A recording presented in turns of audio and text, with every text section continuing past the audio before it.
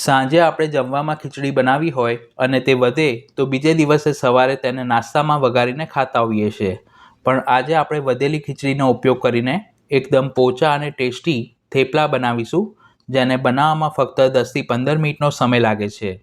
તો સૌ પ્રથમ થેપલાનો લોટ બાંધવા માટે મિક્સિંગ બોલમાં મેં 1 કપ તુવેરની દાળની ઠંડી મોળી ખીચડી લીધી છે.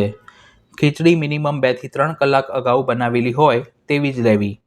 થેપલાને સોફ્ટ બનાવવા માટે તેમાં 3 ચમચી મધ્યમ ખાટું દહીં, તીખાશ માટે 1 ચમચી આદુ મરચાંની પેસ્ટ, લોટના ભાગની અડધી ચમચી હળદર, 1 ચમચી લાલ મરચું પાવડર, 1 ચમચી ધાણા જીરું પાવડર અને 1 ચમચી ખાંડ ઉમેરીશું. ખાંડ ઉમેરવી ઓપ્શનલ છે, તેના બદલે તમે સમારેલો ગોળ પણ ઉમેરી શકો છો. લોટના ભાગનું સ્વાદ પ્રમાણે મીઠું, 2 ચમચી સફેદ તલ, 5 ચમચી હિંગ અને 1 ચમચી અજમાને આ રીતે હાથેથી ક્રશ કરીને ઉમેરીશું. તેની સાથે 1 ટેબલસ્પૂન સમારેલી કોથમીર અને મોણ માટે 2 ચમચી તેલ ઉમેરી હાથ વડે બધી સામગ્રીને સરખી રીતે મિક્સ કરી લઈશું. મસાલા ખીચડીમાં સરખા ભળી જાય તે રીતે તેને મિક્સ કરવું જરૂરી છે. જો તમારા ઘરમાં મગની દાળની મોળી ખીચડી બનતી હોય તો તેનો ઉપયોગ કરીને પણ આ જ રીતે થેપલા બનાવી શકાય છે.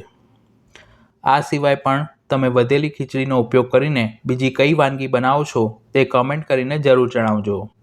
પછી તેમાં 1 કપ ઘઉંનો ઝીણો લોટ અને 1/4 કપ બેસન એટલે કે ચણાનો લોટ ઉમેરી મિક્સ કરીશું અને જેમ આપણે મેથીના થેપલા બનાવતા હોઈએ છીએ તેવો મધ્યમ સોફ્ટ લોટ બાંધીશું. ખીચડી ઉમેરી હોવાથી લોટ બાંધતી વખતે તેમાં પાણીનો ઉપયોગ ન કરવો, પરંતુ જો તમને લોટ થોડો ડ્રાય લાગે તો 1 થી 2 ચમચી જેટલું દહીં ફરીથી ઉમેરી શકો છો. આ રીતનો લોટ બાંધ્યા પછી તેને ઢાંકીને 10 મિનિટ માટે મૂકી રાખીશું, જેથી તે પલળીને સેટ થઈ જશે.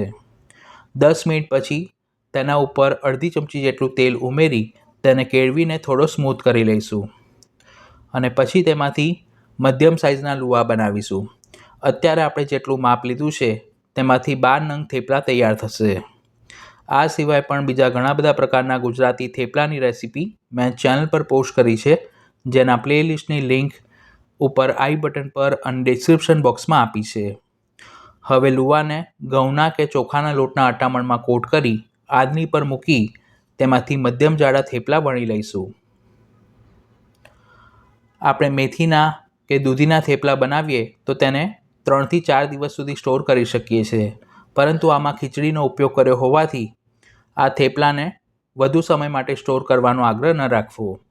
હવે તવીને તેલથી ગ્રીસ કરી 1 મિનિટ માટે ગરમ કરી દીધી છે. તેના પર થેપલાને મૂકી નીચેની બાજુથી થોડું શેકાય એટલે ફેરવી તેના ઉપર જરૂર મુજબ તેલ મૂકતા જવું અને તાવેથા વડે તેને થોડી વારે ફેરવતા જવું. એકવાર થેપલાને શેકવામાં 2 થી 2.5 મિનિટનો સમય લાગે છે. શેકતી વખતે ગેસની ફ્લેમ સ્લો ટુ મીડિયમ રાખવી. બહુ હાઈ ફ્લેમ પર શેકશો તો તે બહારથી બળી જશે અને અંદરથી કાચું રહેશે. આ રીતે થેપલું બંને બાજુથી સરખું શેકાય એટલે તેને એક પ્લેટમાં કાઢી લઈશું અને બાકીના થેપલાને પણ આ જ રીતે તવી ઉપર શેકી લઈશું. વધેલી ખીચડીનો ઉપયોગ કરીને જો તમારે ભજીયા બનાવતા શીખવું હોય તો તેની રેસીપી પણ મેં નીચે ડિસ્ક્રિપ્શન બોક્સમાં આપી છે. આ રીતના ખીચડીના થેપલા તમે બાળકોને લંચ બોક્સમાં પણ આપી શકો છો. તો જોતાં જ ખાવાનું મન થઈ જાય તેવા એકદમ ટેસ્ટી વધેલી ખીચડીના થેપલાને મેં ગરમા ગરમ ચા સાથે સર્વ કર્યા છે. તમે આથેલા મરચાં, અથાણું કે ચટણી સાથે પણ ખાઈ શકો છો. આ થેપલા આપણે જે રેગ્યુલર ઘઉંના લોટના થેપલા બનાવીએ તેના કરતાં પણ વધુ પોચા બને છે. જો તમારે તેને બાળકોને લંચ બોક્સમાં આપવા હોય તો ઓડી યુનિરેપ પેપરમાં રેપ કરીને આપી શકો છો. આ કિચન માટે ખૂબ જ ઉપયોગી પ્રોડક્ટ છે અને તે 100% ઇકો ફ્રેન્ડલી હોવાથી તેના ઉપયોગથી કોઈ પણ નુકસાન નથી થતું. થેપલાને આ રીતે પેપરમાં રેપ કરી અને ડબ્બામાં ભરીશું. તો આ રેસીપી તમે ઘરે જરૂર ટ્રાય કરજો.